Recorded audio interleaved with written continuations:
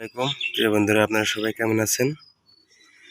আপনারা জানেন যে আমার বাড়িতে যতগুলো হাঁস ছিল, চীনা হাঁস, প্রায় 4-5টা হাঁস অলরেডি নষ্ট হয়ে গেছে, কারণ ডাক প্লেগ রোগে আক্রান্ত হয়েছিল। তো আসলে এমন সময় রোগটা আসছে যে সময় আসলে বাচ্চাগুলো ফোটার সময়, ঠিক আছে।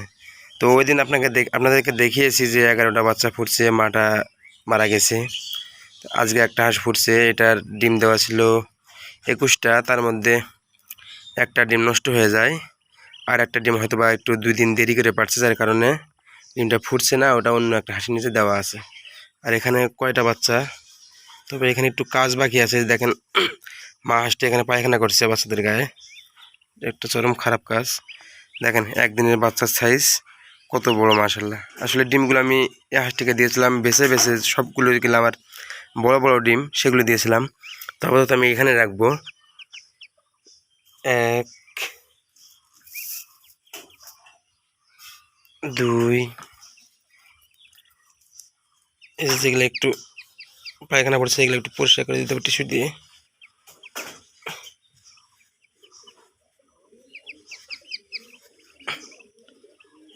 কি একটা অবস্থা!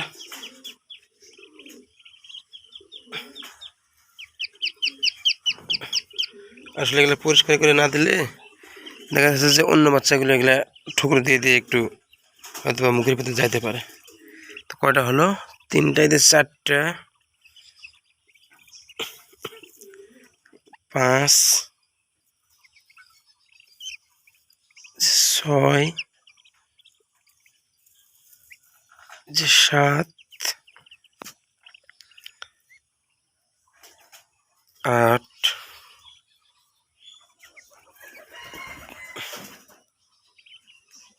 9।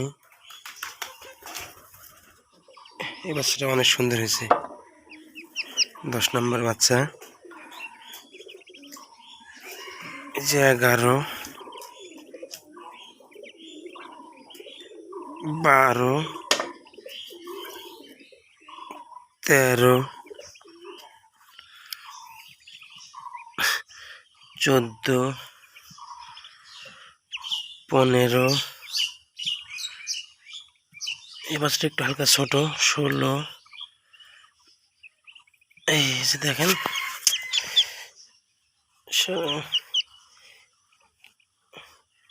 কি একটা অবস্থা! কত বড় জায়গা দেওয়া ছিল, তারপরেও সে বাচ্চাদের গায়ের উপরেই পায়খানা করে দিছে। কি বলবো! তো কয়টা গেল? এদিকে 16টা। দেখেন এই বাচ্চাগুলোর অবস্থা কি করছে।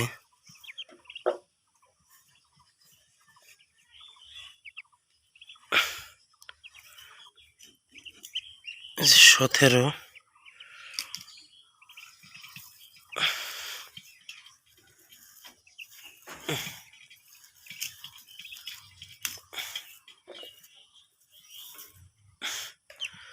এই যে 18,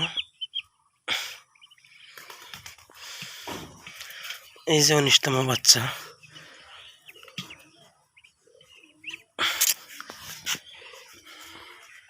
এই যে 19তম বাচ্চা, 19টা বাচ্চা এখানে।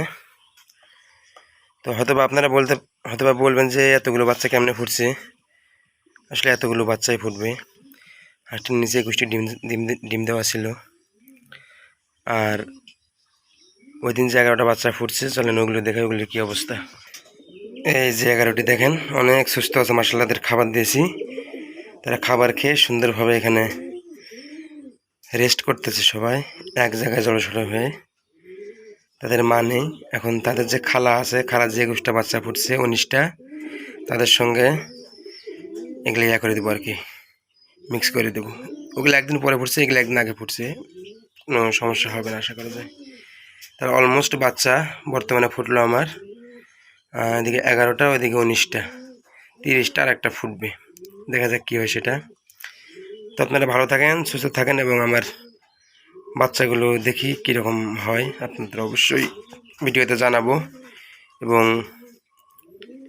আসলে খামারটা যেভাবে শুরু করছিলাম, আসলে মাঝখানে একটু সমস্যা হয়ে গেল, যাই হোক আল্লাহ পাকের ইচ্ছা।